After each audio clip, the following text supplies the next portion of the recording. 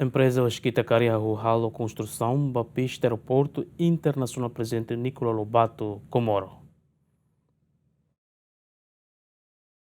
Ministro de Transporte e Comunicação Miguel Marques Gonçalves Manetelo, segunda a inspeção do projeto construção pista para aeroporto internacional Presidente Nicola Lobato Comoro, deve responsabilizar a empresa Wasquita Caria. Governante na teten empresa hu ona halo serviço e ela ruanolo fulan fevereiro nia parte halo inspeção do serviço nebe empresa halo ona e terreno. A informação será o que o serviço de 20 calam.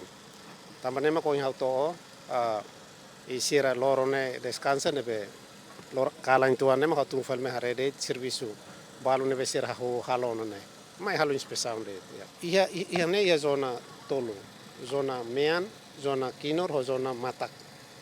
E da zona matak não bel serviço lorong. A zona mean ou kinor né, mas tem que cuidar liu mean lá bel serviço lorong. Ne começa a rabat itu amba be pista né.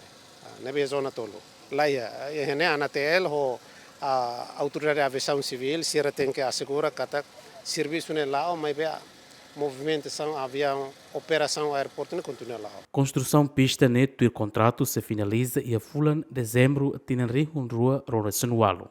Será até ter contrato né pode ser dezembro não sabe. Total barano de to apron pacote da Wasquita né bele dezembro lá os dezembro tinen né dezembro 2027 mas né processo ida los le. Tem lá nesse né mas dar uma bele o dia para janeiro, fevereiro, nesse 2028. Mas será até que se serviço lá ao boto tulos, dezembro 27, parte do pacote da Wasquita né, bele conclui.